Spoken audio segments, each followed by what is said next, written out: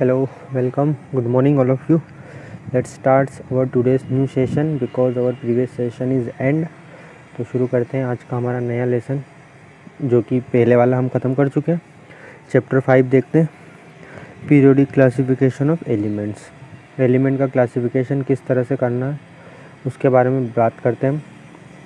तो in class 11th we have learn that matter around us is present in the form of element, compound and mixture and the element contents atoms of only one type.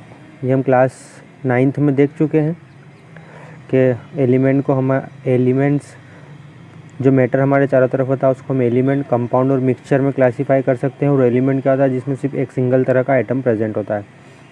Do you know how many elements are known till date? क्या आप जानते हैं कि अभी तक कितने element की खोज हो चुकी है? तो at present 118 elements are known to us. 118 elements के बारे में हम जानकारी रखते हैं। All this have different property, इनकी सबकी प्रॉपर्टी अलग अलग होती है। तो आउट ऑफ दिस 118, इन 118 एलिमेंट्स में से ओनली 94 आर नेचुरली ऑकरिंग। 118 में से जो 94 है वो नेचुरली हमको मिलते हैं।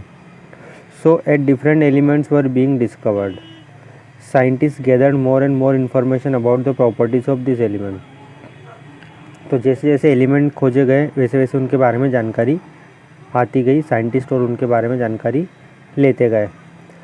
तो they found it difficult to organise all that was known about the element.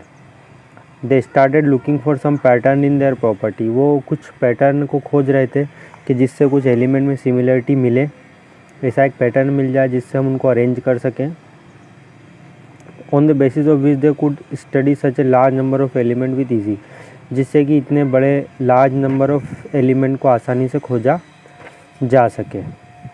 So making order out of chaos early attempt at the classification of element. Element को क्लासिफिकेशन करने के इससे पहले क्या क्या अटेम्प्ट हुए हैं उनके बारे में देखते हैं। तो क्या क्या अटेम्प्ट हुए वो देख लेते हैं ज़रा। तो देखो, we have been learning how various things or living being can be classified on the basis of their property। तो हम सीख चुके हैं कि लिविंग बींग्स को हम कैसे क्लासीफाई कर सकते हैं उनके प्रॉपर्टी के बेसिस पर। Even in other situation we come across instance of organisation based on some property. For example, in a shops are kept together at one place. For example, अगर आपके पास आप दुकान पर जाते हो तो शॉप्स जो होते हैं वो एक साथ रखे होते हैं एक जगह पर, while biscuit are kept together elsewhere. जबकि जो बिस्किट होते हैं वो एक जगह पर रखे होते हैं, सारे बिस्किट एक तरफ और शॉप एक तरफ। इवन अमंग शॉप, अगर हम शॉप की भी बात करें तो bathing shops are stacked separately. नहाने का साबुन अलग रखा रहता है और कपड़े धोने का साबुन अलग रखा रहता है। Similarly scientist made several attempts to classify elements. Scientist ने भी कुछ अटेम्प्ट किए जिससे कि एलिमेंट को क्लासीफाई किया जा सके अकॉर्डिंग टू देयर प्रॉपर्टीज़, उनकी प्रॉपर्टीज़ के बेस पर, and obtain an orderly arrangement out of chaos. The early attempt to classify the element, जो अर्ली जो क्लासिफिकेशन हुआ एलिमेंट का, resulted in grouping the then known element as metals and non metal.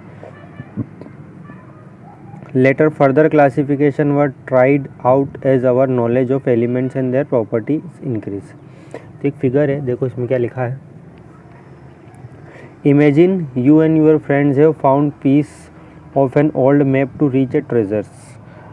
आप सोचो, आपको और आपके फ्रेंड को एक मैप मिलता है जो कि ट्रेज़र तक पहुंचने का रास्ता है, मतलब खजाने तक पहुंच सकते हैं उस मैप के through. Would it be easy or chaotic to find the way to the treasure? क्या ये उसको खोजने का सही तरीका? Similar chaos was there in chemistry। ऐसा कैसे हम इसमें केमिस्ट्री में भी देख सकते हैं। Elements were known but there was no clue as to how to classify and study about them। उनको कैसे क्लासीफाई करें और उनकी स्टडी कैसे करें। तो देखते हैं।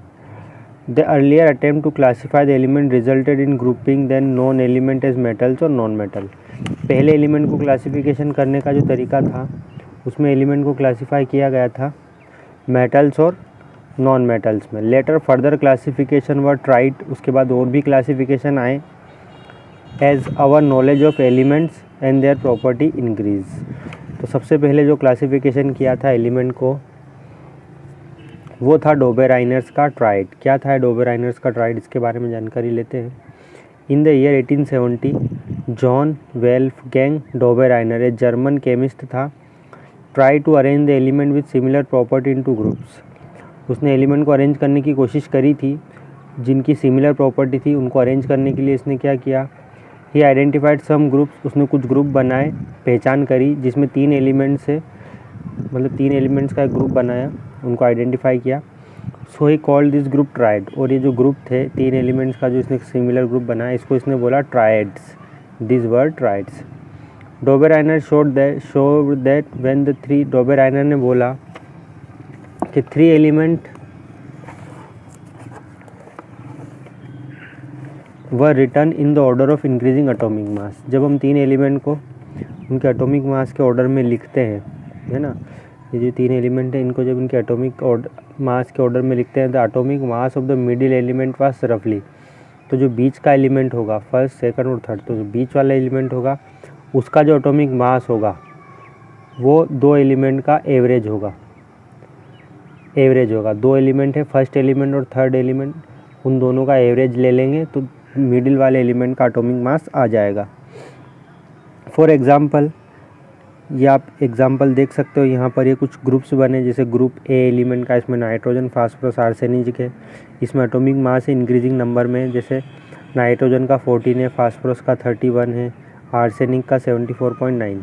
ये ग्रुप बी एलिमेंट है, इसमें कैल्शियम, स्ट्रोंशियम, बेरियम दे रखा है, ये इनका एटॉमिक मास इधर लिखा है। ये तीसरा ग्रुप है एलिमेंट का, क्लोरीन, ब्रोमीन, आयोडीन, तो इसमें देखो 35, 79.9 एंड 126.9।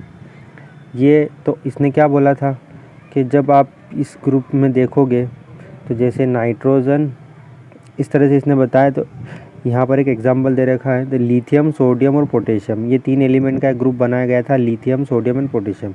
लिथियम का 6.9 एटॉमिक मास होता है, सोडियम का 23 और पोटेशियम का 39। तो ये जो फर्स्ट एलिमेंट हो गया ये वाला, और ये वाला थर्ड एलिमेंट हो गया। तो इन दोनों को प्लस करके 2 से डिवाइड करेंगे, 6.9 और 39.0 को दोनों को प्लस करके 2 से डिवाइड करेंगे तो 23 वाले मिडिल वाले एलिमेंट का एटॉमिक मास आ जाएगा, मतलब सोडियम का एटॉमिक मास मिल जाएगा। इस तरह से इसने ग्रुप बनाए थे। तो गिवन बिलो ये कुछ एलिमेंट दे रखे हैं। You will find that group B and C from Dobereiner's, Dobereiner could identify only 3 triads. Dobereiner's ने सिर्फ 3 ही ट्राइड्स को वो पहचान पाया था at that time, hence this system of classification to triads was not found to be useful. तो ये ज़्यादा यूज़फुल नहीं रहा। देखो ये 3 ट्राइड यहाँ पर दे रखे हैं बुक में, ये आपको याद रखने हैं तीनों ट्राइड्स। और ये वाले जो ग्रुप बनाए थे उसने 1, 2, 3 ऐसे, इनको भी याद रखना है। ये डोबेराइनर्स के ट्राइड देखे, लिथियम, सोडियम, पोटेशियम, ये 3 ग्रुप का एक एलिमेंट है। एक ट्राइड ये है, दूसरा ट्राइड ये है कैल्शियम, स्ट्रोंशियम एंड बेरियम वाला, और थर्ड ट्राइड है यहाँ पर क्लोरीन, ब्रोमीन और आयोडीन वाला। ठीक है, ये जॉन वोल्फगैंग डोबेराइनर के बारे में थोड़ी जानकारी लिखी है, आप इसको पढ़ लेना। तो ये ज़्यादा सक्सेसफुल नहीं रहा ये क्लासिफिकेशन। डोबेराइनर के बाद देखते हैं हम सेकंड जो साइंटिस्ट था, सेकंड क्लासिफिकेशन था वो था न्यूलैंड्स लॉ ऑफ ऑक्टेव्स। तो न्यूलैंड्स लॉ ऑफ ऑक्टेव देखते हैं। The attempts of Dobereiner encouraged other chemist. तो डोबेराइनर को ने जो ट्राइड बनाया था उसमें दूसरे साइंटिस्ट को भी एनकरेज किया। कैसे? जिससे कि properties of element with their atomic mass के ऊपर वो बना सके। तो पहले वाला बेस क्या था, एटॉमिक मास था डोबेराइनर का, दूसरे वाले का भी एटॉमिक मास के बेस पर उसने क्लासीफाई किया था एलिमेंट को। In 1866 John Newland an English scientist arrange then known element in the order of increasing atomic mass.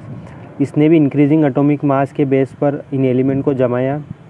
He started with the element having the lowest atomic mass. उसने सबसे कम atomic mass वाले element जो कि hydrogen है उसको लिया, and ended at thorium, और उसके सबसे एंड में लिया उसने थोरियम को जिसका एटॉमिक मास सबसे ज़्यादा है, which was the 56th element, तो जो कि 56वां एलिमेंट था। He found that every 8th element had property similar to that of the first. इसने देखा कि पहला एलिमेंट और जो 8वां एलिमेंट है, मतलब जैसे 1, 2, 3, 4, 5 ऐसे उनके एटॉमिक मास के बढ़ते हुए क्रम में जब उनको जमाया जाएगा तो जो फर्स्ट एलिमेंट है और जो 8वां एलिमेंट है, इन दोनों की प्रॉपर्टी क्या होगी, सिमिलर होगी। He compared this to the octave found in the music, जैसे जो म्यूज़िक्स होता है सारे गामा के जो नोट्स होते हैं उस तरह से law of octave in Newlands octave the property of lithium and sodium were found to be the same. तो देखते हैं, इसको टेबल से समझने की कोशिश करते हैं, इसमें अच्छे समझ में आएगा। ये है उसका न्यूलैंड्स का लॉ ऑफ ऑक्टेव। देखो ये म्यूज़िकल नोट्स लिखे हैं ऊपर, Newlands law of Octave. Octave मतलब 8 का ग्रुप। देखो ये सा लिखा है ऊपर, फिर रे, फिर मी यानी कि गा, मा, फिर पा, धा, नी। ये ऊपर वाले हिंदी के नोट्स से, हिंदी के म्यूज़िकल नोट्स से, नीचे वाले ये इंग्लिश के दे रखे हैं, ठीक है। तो देखो स के बाद वापस से ये 1 2 3 4 5 6 7 और 8। तो ये फर्स्ट एलिमेंट है, ये 8वां एलिमेंट है ना। तो फर्स्ट एलिमेंट और 8th नंबर का जो भी एलिमेंट है उन दोनों की प्रॉपर्टी सिमिलर होगी, मतलब हाइड्रोजन और फ्लोरीन की प्रॉपर्टी सिमिलर है। फिर यहाँ से गिनेंगे तो फ्लोरीन और क्लोरीन की प्रॉपर्टी सिमिलर आएगी, क्लोरीन और कोबाल्ट की प्रॉपर्टी और निकल की प्रॉपर्टी सिमिलर आएगी। उसी तरीके से कोबाल्ट और निकल और ब्रोमीन की प्रॉपर्टी सिमिलर आएगी। तो यहाँ से गिनेंगे तो ये 8वां एलिमेंट आएगा, यहाँ से गिनेंगे तो ये 8वां एलिमेंट आएगा, इधर से यहाँ से गिनोगे ये फर्स्ट वाला एलिमेंट होगा, ये 8th वाला एलिमेंट होगा। देखो 1 2 3 4 5 6 7 और 8, ये ग्रुप इस तरह से बना हुआ। ये फर्स्ट एलिमेंट है, ये 8th है, तो ये पूरा ग्रुप एक एलिमेंट्स का, सिमिलर एलिमेंट्स का है, ठीक है। तो इस तरह से ये बनाया था कि फर्स्ट एलिमेंट और जो 8th वाला एलिमेंट है इन दोनों की प्रॉपर्टी सिमिलर होगी, ठीक है। तो ये देखो यहाँ पर दे रखा, in the Indian system of music there are 7 musical notes. जो पुराना भारतीय इंडियन म्यूज़िक सिस्टम था इसमें 7 म्यूज़िकल नोट्स होते हैं इन स्केल में, सा रे गा मा पा धा नी, इस तरह से। In the West they use the notation, जबकि पश्चिम में इसको डू रे मी फा सा ला टी इस तरह से बोला जाता था सारे गामा को। The notes in a scale are separated by whole and half step frequency interval of tone and semitone, है ना। A musician uses this notes for composing the musics of song, ठीक है। तो ये देख लेना आप और इसके बारे में। तो ये है न्यूलैंड्स का लॉ ऑफ ऑक्टेव, इसके बारे में थोड़ा और देखते हैं। It was found that the law of octave was applicable only up to calcium. तो आप देखोगे इसमें कैल्शियम कहाँ पर है, ये रहा कैल्शियम, ये यहाँ पर, दिस इज़ कैल्शियम।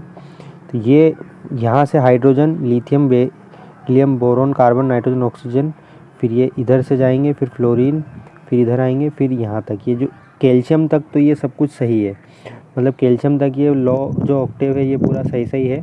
मतलब यहाँ से हाइड्रोजन से लेके कैल्शियम तक के एलिमेंट एक दूसरे से सिमिलर है, मतलब हाइड्रोजन फ्लोरीन से, फ्लोरीन क्लोरीन से, ऐसा लिथियम सोडियम से, सोडियम पोटेशियम से, बेरिलियम मैग्नीशियम से, मैग्नीशियम कैल्शियम से, ये तीनों एक दूसरे से सिमिलर है। ऊपर से नीचे की तरफ सिमिलरिटी आपको देखना है, मतलब ये वाली सिमिलरिटी ग्रुप वाली, ठीक है। तो it was assume by Newland that, Newland ने एज्यूम किया था कि only 56 element exist in the nature, मतलब एलिमेंट में सिर्फ 56 एलिमेंट ही प्रेजेंट होते हैं, and no element would be discovered in the future, और फ्यूचर में कोई एलिमेंट नहीं खोजा जा सकता, ऐसा इसने सोच के चला था। But later on several new elements were discover, उसके बाद और भी एलिमेंट खोजे गए whose property did not fit into the law of octave, जिसकी प्रॉपर्टी लॉ ऑफ ऑक्टेव में फिट नहीं हो रही थी। इसके बाद आप देखोगे in order to fit element into his table, element को उस टेबल में फिट करने के लिए Newland adjusted 2 element in the same slot. Newland ने 2 एलिमेंट को एक ही स्लॉट में एडजस्ट कर दिया था। आप ये देखो यहाँ पर कोबाल्ट और निकल को एक ही स्लॉट में रखा गया है, उसी तरीके से सीरियम और लेंथेनम को एक ही स्लॉट में उसने रख दिया था। तो यहाँ पर ये एक इसका ड्रॉबैक है। इसके अलावा but some unlike element under the same note, जो मिलते जो जिनकी प्रॉपर्टी सिमिलर नहीं है, अनलाइक है, उनको भी एक साथ रख दिया।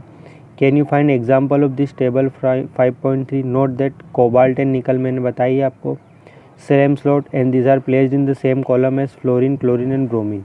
देखो इनको एक ही स्लॉट में रखा गया है, कोबाल्ट और निकल को, और इनको एक ग्रुप में रख दिया फ्लोरीन, क्लोरीन और ब्रोमीन के साथ में। तो यहाँ पर ये मैच नहीं हो रहा है इनके साथ, क्योंकि फ्लोरीन, क्लोरीन और ब्रोमीन की प्रॉपर्टी डिफरेंट होती है इन दोनों से, कोबाल्ट और निकल से। आयरन विच रिसेंबल कोबाल्ट, आयरन जो कि कोबाल्ट से रिसेंबल करता है उसके सिमिलर है। And nickel have been placed far away from this element, इसको आयरन के साथ रखा जाना चाहिए था, निकल और कोबाल्ट और निकल को, लेकिन इनको अलग रख दिया। With the discovery of the noble gases, तो जब नोबल गैसेस की डिस्कवरी हो गई, हीलियम, नियोन, आर्गोन, क्रिप्टॉन, तो इनकी नोबल गैस की डिस्कवरी के बाद ये जो द लॉ ऑफ ऑक्टेव था वो इरिलेवेंट हो गया, इसका कोई मतलब नहीं रह गया। तो ये जो न्यूलैंड्स लॉ ऑफ ऑक्टेव था, worked well with the lighter elements only, ये सिर्फ हल्के एलिमेंट के साथ में ही काम करता है। तो एग्ज़ाम में किस तरह से क्वेश्चन आता है कि न्यूलैंड का लॉ ऑफ ऑक्टेव कहाँ तक अप्लीकेबल है, ये कैल्शियम तक अप्लीकेबल है। उसके बाद उस टाइम कितने एलिमेंट थे, 56 एलिमेंट थे, और फ्यूचर में एलिमेंट नहीं होंगे, ऐसा इसने बोला था। इसके बाद इन दोनों को, दो एलिमेंट को एक ही स्लॉट में रख दिया। ये तीनों पॉइंट एग्ज़ाम में पूछे जाते हैं, फर्स्ट, सेकंड और थर्ड, इनको आपको याद करना है। तो आज के लिए इतना ही। हमने न्यूलैंड्स को देखा और डोबेराइनर्स को देखा। नेक्स्ट सेशन में हम मैंडलीफ की पीरियोडिक टेबल के बारे में देखेंगे और उसके बाद में हम मॉडर्न पीरियोडिक टेबल देखेंगे। ओके, तो आप सभी का बहुत बहुत धन्यवाद, शुक्रिया। आप सब वीडियो को देख रहे हैं और जो नहीं देख रहे हैं उनको भी मैं धन्यवाद बोलता हूँ, शुक्रिया बोलता हूँ। Okay, thank you.